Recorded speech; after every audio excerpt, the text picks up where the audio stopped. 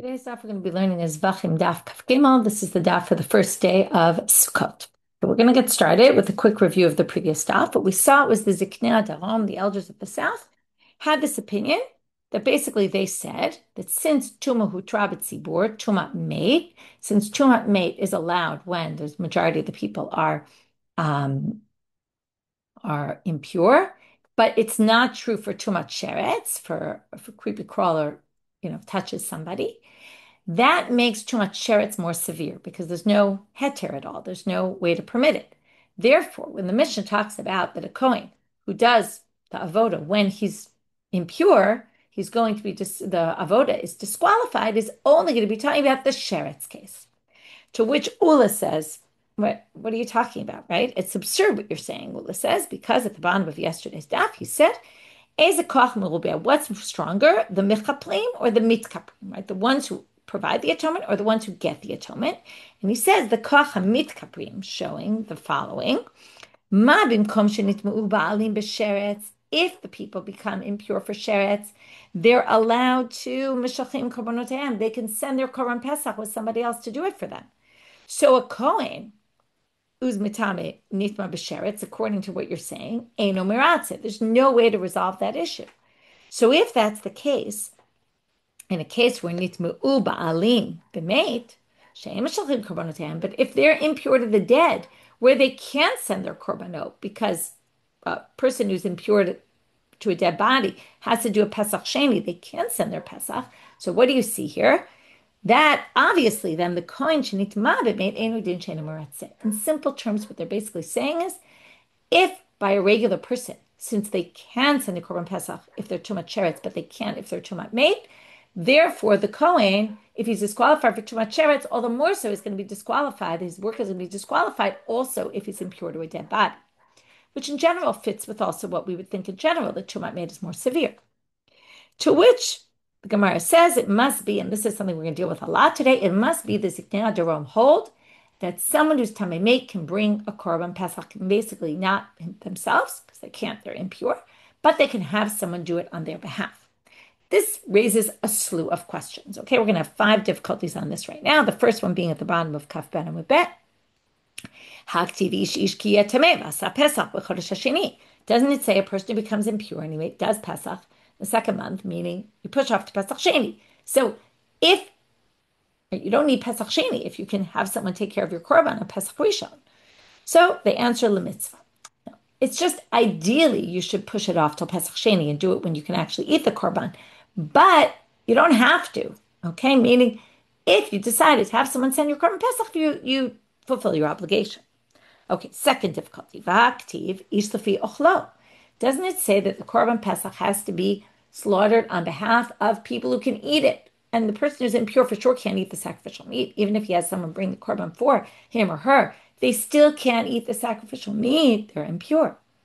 So the answer again, le mitzvah. Ish lefi ochlo means it's supposed to be slaughtered, right, to chosu, which means it's supposed to be slaughtered for people who can eat it, actually. That's the ideal. But if it happens to be there's someone who can't eat it, it's okay. Now they're going to say, wait a minute. So the first 2 answers were, from the first 2 difficulties, we came to the conclusion that it's just la mitzvah, meaning ideally you should push it off to Pesach Sheni. Ideally it should only be people who can eat it, but if you did it anyway, it's okay.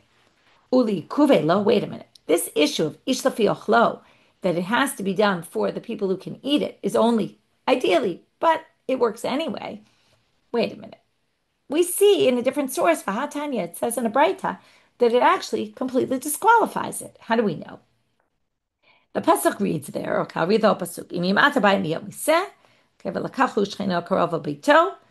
Right, so if they don't have their own animal, like their own lamb or sheep, what do? They take hu shchino karova bito, you and your neighbor get together. So you do it according to the number of people, and we kind of have the number of people, right? Notice there's a little repetition. And then it says, Ish lafi ochlo. It's kind of the same idea, so we're going to see that right now. There's going to be 3 stages to this baraita. The first thing is, according to the number of people, meaning you have to have registered to be part of this korban pesach before it's slaughtered. They have to know exactly how many people are planning to eat. Shachato shelo leminuyav yachol yehi ka'over ala mitzvah. You might have thought if it's slaughtered not for the intent of the people registered, but for someone else, then maybe that would be a problem.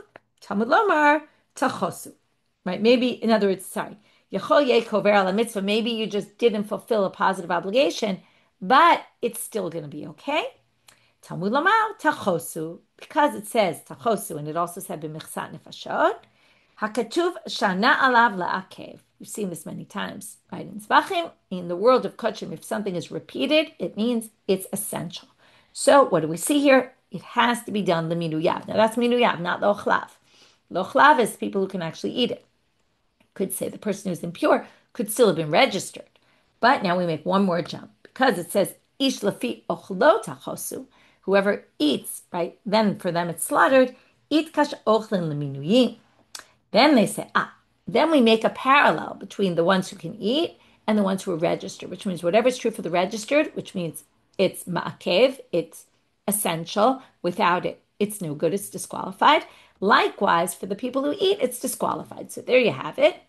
It's essential that the people be able to eat it. So how could we possibly suggest that in order, again, this was all the difficulty we had yesterday that we reviewed today, which is if the people can't bring the sacrifice, if the people can't eat the sacrifice like the impure person, how could the Ziknei Daron possibly say that, right? If right now we're saying, sorry, I'm just I said it a little confused order. If what we're saying now is that it can't possibly be that you can't possibly sacrifice it, if the people can't eat, then you can't sacrifice for someone who's impure, then how did we respond to the difficulty against the Ziknei Daron and say the only way to explain their theory is they must think, right? In other words, Ula's comparison there, they must think that the Korban Pesach could actually be brought. Okay? If the Korban Pesach could be brought for someone who's impure, well, we just saw that it can't be. So, simple answer, they don't have the hekesh. You have to be registered, but you don't necessarily have to eat it. So they just skipped the last part of that baraita. Okay? Further question, number 4. Even if you don't have this hekesh, okay, meaning even if you don't have it, it should be a little different, the words here. I'm going by the Bach. Mia itlu pircha. Still, there's a problem. What's that? Now,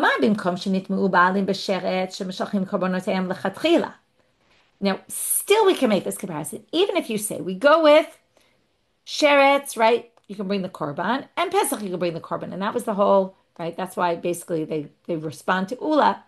Don't worry, because it's all one and the same, right? And therefore you could say Pesach anyway, you could be shochin korbanotehen. So you can't make that whole thing. Well, if the sheretz they could bring in the Pesach you can't bring, then obviously the Pesach is going to be disqualified. But if you put them in the same boat, they both can be brought, then you can't make that comparison, right? To say, oh, well, obviously that law is much more severe. It's not. It's the same. But it's still going to be a more severe law the way we understand it now, because we kept asking these questions and we kept saying, hey, you can bring Pesach Rishon, right? It's just not ideal. You shouldn't do it, but if you do it, it's okay.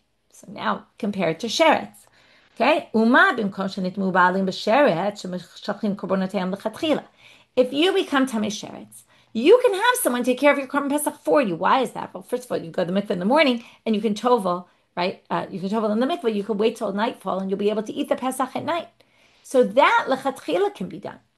But kohen shenitma b'sheret, and then, even though that's got a light halacha, lenient, yet kohen shenitma b'sheret eno maratze. But a kohen who becomes impure with the sheret can't, right? The work is disqualified. And that was the whole thing that Ziknei Daron said, just sheretz is disqualified, not mate. But now, what's the problem? Ideally, if you got impure to the dead and you're not going to be pure by nighttime, ideally you're not supposed to bring the Korban Pesach. You're not supposed to send people. Now, it's true if you do it, it works, but that still makes it more severe, more difficult than the previous, than the sheretz. So therefore, wouldn't you then say, Kohen shenitma b'meit eno din she'eno meratzes? So wouldn't you go back and say again, Ziknei Daron, that the Kohen who becomes impure to the dead cannot be meratzeh? That korban is completely disqualified. And that actually has no answer. And now we're going to have a further, number 5 difficulty, meitive. This is from a Mishnah in Psachim. מפני שאמרו נזיר ועושה פסח, הציץ מרצה על תרומת דם, ואין הציץ מרצה על תרומת הגוף. You have a nazir. Now, what's the issue with a nazir and osa pesach? What's similar about them both? They both can't eat the pesach. The one who's impure for pesach can't eat the meat, which is part of the mitzvah, right? You bring the sacrifice, you have to eat it, which doesn't apply for all other korbanot. Even the ones that you can eat, you don't have to eat it. And the nazir has a whole process it talks about in the Torah. If you become impure to a dead body, what happens? Well, you have to wait until you finish the days of impurity. You become pure again. Then you bring your sacrifices, and then you have to start your Nazirut all over. So it's clear the Nazir can't bring his sacrifices from the Torah until after the Nazir is pure. So now they say you have a Nazir and Osa Pesach. Hatzitz miratzeh al tumat dam, ve'ein hatzitz miratzeh al tumat aguf. So the tzitz, if the Kohen Gadol is wearing the tzitz, it atones for impurity of blood. Let's say the blood. Okay, now what I said about the Nazir and Osa Pesach isn't so relevant just yet. But if the blood was to become impure, so the tzitz will atone for that, but it's not going to atone for tumat haguf. Now we assume, what kind of tumat haguf are we talking about? The Nazir and the Osa Pesach. If they're impure, okay, because the Pesach can't be brought, right? That goes against Signei Darom, because this is saying there's no, right? If the tzitz can't atone for it, then the sacrifice is no good. And it can't atone for a Nazir because the Nazir is not supposed to bring their sacrifice if they're impure to the dead. So now the question is, bimai, what are we talking about here? We're assuming we're talking about the owner of the sacrifice becoming impure. Now, ilema b'tumat sheretz, if you're saying this time about tumat sheretz and not tumat mate, we know that's not true. Because shochtim v'zorkin al tumat sheretz, because we already learned you can slaughter someone's sacrifice if they're tamei sheretz. So if the tzitz would be maratza on that, it's fine. It takes care of that. Ela tumat mate must be tumat mate. And what does it say? And this is what I said before, eina tzitz maratza. Now, what's the point here? It's not just that maybe we'd say the kohen then who's like that will be disqualified. This is against the point we made at the very bottom of yesterday's stuff. The only way to understand, and this is what we've been asking all our questions about, the only way to understand Zignei Darom is to assume that they hold that the Korban Pesach, if you're Tamei Mate, you can actually bring it. Not ideally, but b'diavad, right? It works. Now, if it works, that means the tzitz is meratzeh on Tumat Mate for the owners. And this says the tzitz isn't meratzeh on Tuma of the goof, Tuma of the body, which we assume means that you're Tamei Mate, and then you're trying to bring Korban Pesach. It doesn't work. So according to Zignei Darom, the way we explain Zignei Darom based on all this difficulty, it would work. So to which they answer, lo. If this Mishnah was really talking about when it said the tzitz is not meratza on tumat guf, on someone who's impure, it's talking about the owner, then you'd be right. Because the only way to explain it is tumat mate. But what's this really talking about, this Mishnah? Now we're going to take it out of its simple reading and say, Kigon shenitma kohen b'sheretz. Tumat guf you thought was the owner because the subject was the Nazir and the Osa Pesach. But actually, when they switch this line of the tzitz meratze, ain't a tzitz meratze, the tzitz is not going to atone for the kohen. Okay? Nitma kohen b'sheretz. If a kohen is nitma by sheretz, the tzitz is in meratze, which means the korban is disqualified, which is exactly what Zignei Darom said. And that would work perfectly. What's the problem? Well, we're going to say maybe the end of that Mishnah doesn't really fit in with saying it's sheretz. Why? Well, if you say the first part of the Mishnah is sheretz, the second part must also be sheretz, and look what the second part says. If not, look at the end of that Mishnah. Nitma tumata tahom hatzitz miratzeh. Now, even though the tzitz isn't miratza on tumah of the body, it is miratza on tumah of a person, right? Tumah of a person. It is miratza on tumah of a person if it's tumat tahom. What's tumat tahom? It's, let's say we're talking about a dead body. It's where we find a dead body. Like, let's say someone brings their sacrifice, and then later they find out that they went into some area that no one even knew there was a dead body there, and somehow they all of a sudden just discovered there was a dead body buried there, okay? As opposed to, let's say, I walked through a cemetery and wasn't paying attention. I walked through a cemetery, or I forgot and I went to the temple and did a sacrifice without going through a purification process, right? That's tuma, okay? But tuma tahom, and that tzitz is not going to be meratzeh, right? It was an accident, but still it won't help. But if it's tuma tahom that no one even knew there was a tuma there, and then somehow later they figured out, and it turns out I was impure when I was in the temple, that's a different story. Now, If so, that actually we're going to allow the tzitz to atone for that because the person really couldn't have known that. Now, Hatani Rabbi Chia, now it says on that, and this is the important part, is we want to say the first part of the Mishnah was talking about Tumat Aguf, the tzitz is a meratzeh of a sheretz. And then you'd have to say the second part is also about a sheretz. But if it's Tumat Hom of a sheretz, it would work. Well, now we're going to see maybe there is no such thing as Tumat, like this Tumat Hom of a sheretz is not a relevant thing. Lo amru Tumat Hom, and when they say, okay, so Rabbi Chia, Hatani Rabbi Chia had a baraita that said, Lo amru tumat tahom ela lemeit bilvad. When they talked about this leniency of tumat tahom, they only said it about a mate, not about anything else. Right? In other words, a mate was an easy case. A sheretz would be no one knew a sheretz was there, something like that. But this heter for tumat tahom is not by sheretz. So you can't say the Mishnah is talking about that, right? So it says it's only lemeit, right? So what does it mean? Lemeit, lemiute, what's that coming to exclude? My lav, lemiute, tumat tahom de sheretz, right? We assume it's lemeit bilvad, it's only for a mate, not for a sheretz. To which the Gemara says, no. If we're looking at this with the eyes of Ziknei Darom, and we have to say the first part was sheretz, we could say the second part is sheretz too. What are we into with the words just made? Well, lo lemiute tumatahom de ziva. It's talking about to exclude the tumatahom of someone who's a zav or a zava. That's a different thing. That's a case where we're not going to have tumatahom apply because it comes from the body of a person.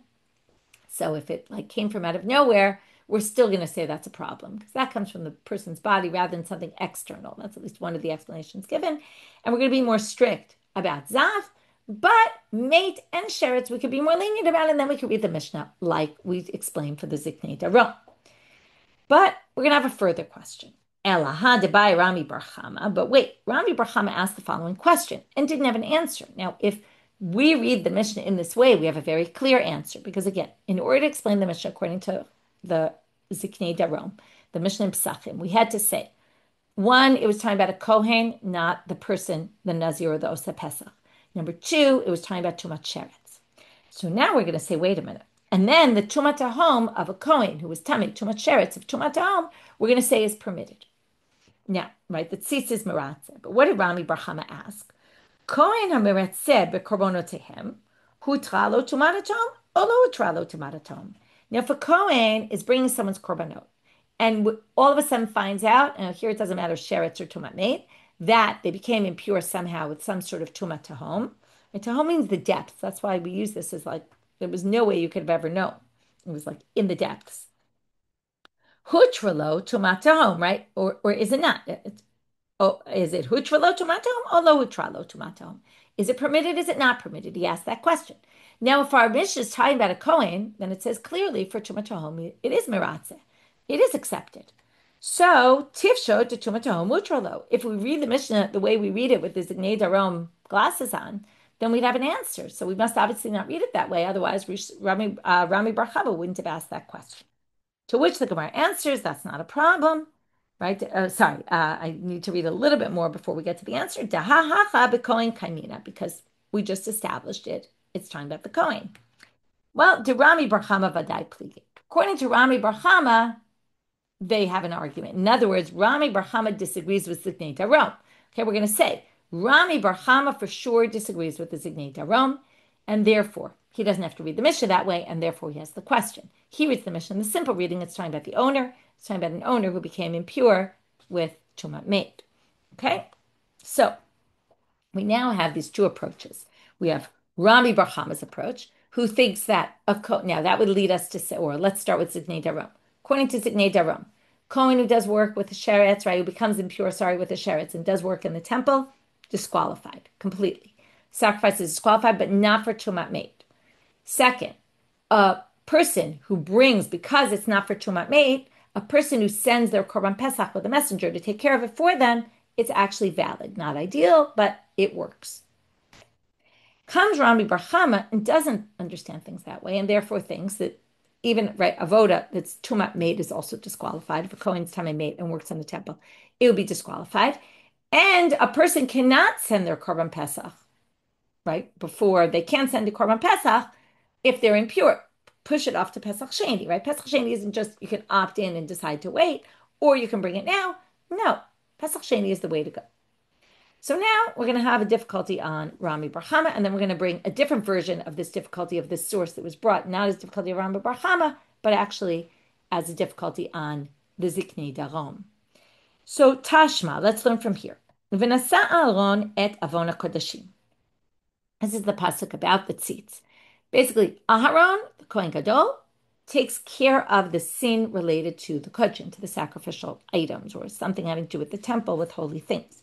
V'chi eze hu avon nosei. What iniquity does this take care of? Turning out to Amud Bet. Im avon pigul harek. Now we know it's tuma, but right now they're suggesting if it's pigul, maybe it's taking care of pigul.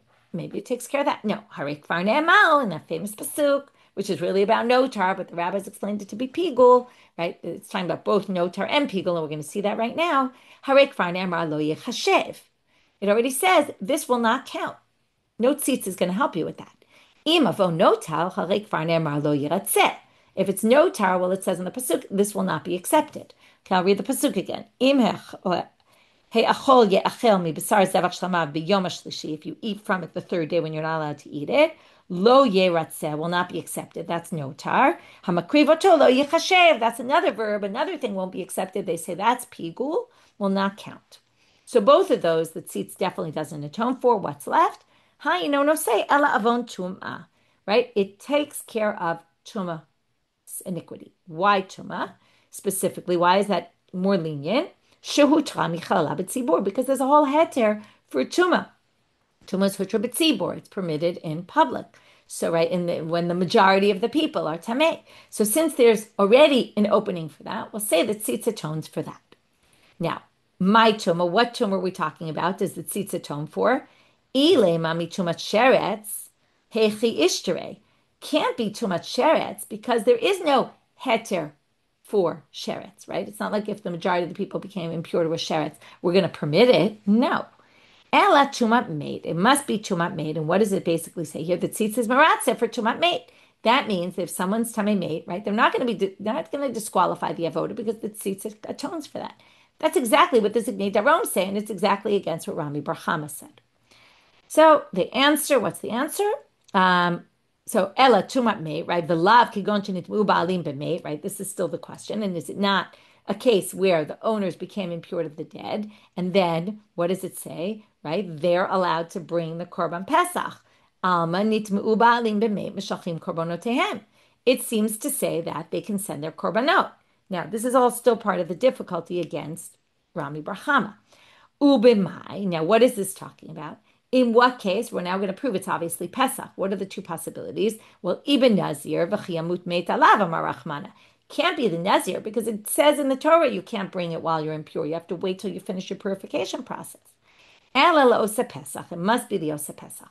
And then that's our whole long proof that there's a difficulty against Rami bar Hama because Rami bar Hama thinks that they can't bring their korban Pesach. And this is basically saying, Tuma, since it's permitted b'tzibor, the tzitz is maratza. When is it permitted b'tzibor? In a maid case, tumat maid, impurity of the dead, and you're allowed to bring it to the temple. It's saying, when can you bring it? It must be the Pesach, right? Someone who's tamei on Pesach can send someone to do their korban for them, and the tzitz will atone for that.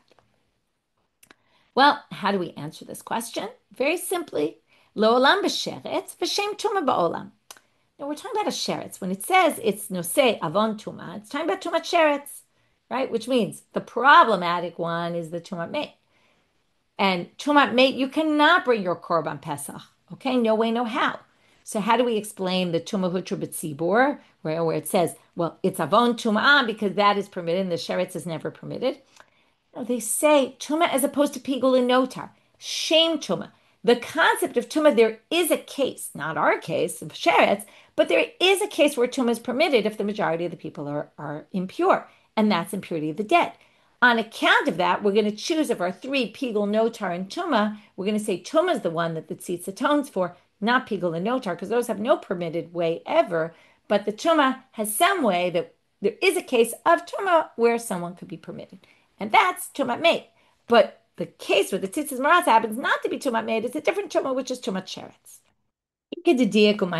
Now we're going to bring the same source, or part of the same source, but we're going to say that this is actually coming as a difficulty on the Ziknei Darom.